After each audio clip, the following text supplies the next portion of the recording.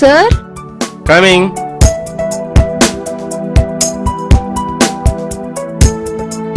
ఓ రాధా, బాగున్నావా? నేను నీకు గుర్తున్నానన్నమాట. అదేం సార్ అలా అంటారు?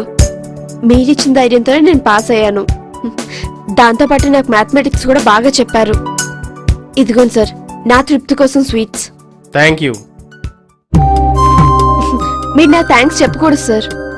తప్పదు కానీ నెక్స్ట్ నువ్వు ఏ కాలేజీలో ఇంటర్ ఏ సబ్జెక్ట్ తీసుకుంటున్నావు? మంచి సబ్జెక్ట్ తీసుకుంటే మంచి భవిష్యత్తు ఉంటుంది.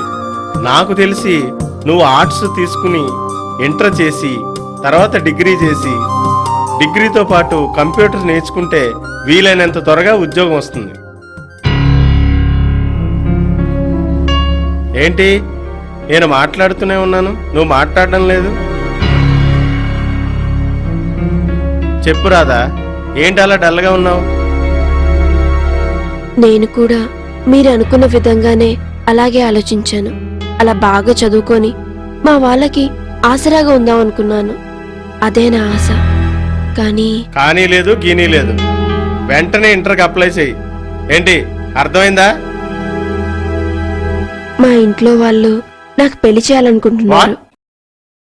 మా మామయ్యకి ఇచ్చి మా పెళ్లి చేయాలని ఎప్పటి నుంచో అనుకుంటున్నారు. నా గొడవ భరించలేక గవర్నమెంట్ స్కూల్లో ఇప్పటి వరకైనా చదివించారు. ఇంక చదవాలని నాకుంది. కానీ మా ఆర్థిక పరిస్థితి వల్ల నన్ను చదివించలేరు. నీకు చదువుకోవాలని ఉందా? నాకు చదవండి ప్రాణం సార్. కాబట్టే ఫస్ట్ క్లాస్ లో పాస్ అయ్యాం. మామూలు గవర్నమెంట్ స్కూల్లో ఫస్ట్ క్లాస్ అంటే మాటలా? అయినా ఈ వయసుకి పెళ్లి కరెక్ట్ కాదు. ఇలా పెళ్లి చేస్తే గవర్నమెంట్ మీ అమ్మా నాన్నని పోలీస్ స్టేషన్ లో వేయొచ్చు.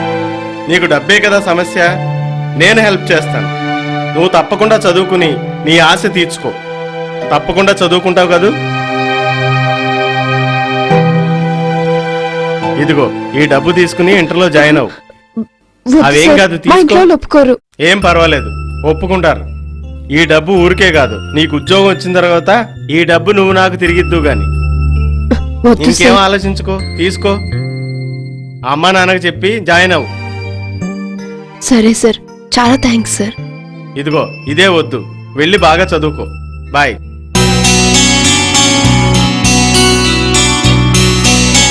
వస్తాను సార్.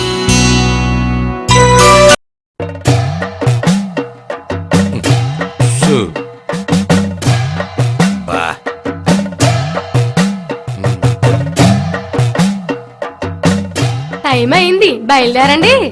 టైం ఏంటే? ఏమి అర్థం కానట్టు ఫోజ్ కొట్టకండి. దీనికి అర్థమైపోయినట్టుందిరా బాబు. మేము సరే, నువ్వు చేసేస్తే సరిపోయింది. మీతో పాటు నేను కూడా తాగితే పిల్లకి తిండి ఎక్కడి నుంచి వస్తుంది? ఏం చేస్తాను, నా కర్మ. నువ్వు అలా ఇసుకున్నావు అనుకో, మేము తాగడం మానేస్తాం అంతే. నేను పెళ్లి చేసుకున్నప్పటి నుంచి ఇదే మాట చెప్తున్నావు. ఇప్పుడు పిల్లకి పెళ్లి చేసే వయసు వచ్చింది, కానీ ఏ లాభం? మనిషికి ఒక్కసారి. ఇంకెందుకు, వెళ్ళండి. మా చెల్లి బంగారు తల్లి. ఇగో నువ్వు వెళ్ళమంటే వెళ్తాం, లేదంటే మానేస్తాం. అదేంటన్నయ్యా, నువ్వు లేకపోతే ఎలా? అలాగే. ఎక్కడికి వెళ్ళావమ్మా? సార్ కి స్వీట్ బాక్స్ ఇచ్చేస్తున్నాను నాన్న. వెంటయ్య ప్రైవేట్ సారు చాలా మంచోడు. పాపకి ఊరికే బాగా ప్రైవేట్ చెప్పాడు. అవునా అమ్మా? అవునయ్యా. అయ్యా, నేను ఇంకా చదువుకుంటానయ్యా. వద్దమ్మా, మన పరిస్థితి నీకు తెలుసు కదా. నా దగ్గర డబ్బు లేదు. ఇప్పుడు నువ్వు మళ్ళీ చదువు అంటే ఏళ్ళకి ఏళ్ళు ఖర్చు పెట్టాలి. నీ పెళ్లి ఎలా చెయ్యాలని మేము తంటాలు పడుతున్నాం. ఇంక నీ చదువుకి డబ్బు అప్పు ఎక్కడ తెచ్చేది తల్లి? అయ్యా, నువ్వు తిట్టనంటే చెప్పవే. ఇదేంటమ్మా, ఈ డబ్బు ఎక్కడిది? మా ట్యూషన్ సార్ ఇచ్చారు. ఎందుకు? నేను చదువుకోవడానికి, నా ఫీజు కట్టడానికి. ఏంటి, డబ్బులు ఎత్తే తీసుకోవడమేనా? బుద్ధి లేదు, వెళ్ళిచ్చిరా. ఆగు, ఆవేశపడకు. మీరు ఎలాగూ చదివించలేరు. ఎవరైనా సాయం చేస్తే తీసుకోరు. అందుకని రాధమ్మను చదివించడమే కరెక్ట్. చదువుకున్నోళ్ళు తెలుస్తమ్మా చదువు విలువేంటో. ఇంత కట్టపడుతున్నా 10 రూపాయలు కూడా వెనకేస్తామా? మీరేమైనా అనుకోండి, రాధమ్మను చదివించడమే మంచిది. కరెక్టే. నాకు చదువు అంటే ఇష్టమేనే, కానీ ఏం చేయను? నేను చిన్నప్పుడు బాగా చదువుకుందామని అనుకున్నాను. నేను కూడా పని చేస్తేనే గాని ఇల్లు గడిచేది కాదు. ఏం చేయను, అప్పుడు బాధపడ్డాను. నువ్వు పాస్ అయ్యావంటే ఎంతో సంతోషపడ్డాను. నేనేం దుర్మార్గుని కాదమ్మా, కానీ మన పరిస్థితిని బట్టి నేను ఇలా ఆలోచిస్తున్నాను. తప్పదు పెంటయ్య, కొద్దో గొప్ప సౌకర్యాలు ఉండి కూడా నేను చదువుకోలేకపోయాను. అమ్మా రాధా, అయ్యో ఒప్పేసుకున్నాడు, ఇక నువ్వు హ్యాపీగా చదువుకోవచ్చు. ఏమంటావయ్యా? సరే అమ్మా, నీ ఇష్టం. మా మంచయ్య. నా బంగారు తల్లే. ఇది ఆంజనేయులు సార్ కాదు నన్ను పైన గెస్ట్ రూమ్ క్లీన్ చేయించు. అలాగే బాబా. చూడు విద్యాసాగర్, ఏడు బా మిమ్మల్ని కాదు నన్ను. నువ్వు ఈ సోఫాలో కూర్చో.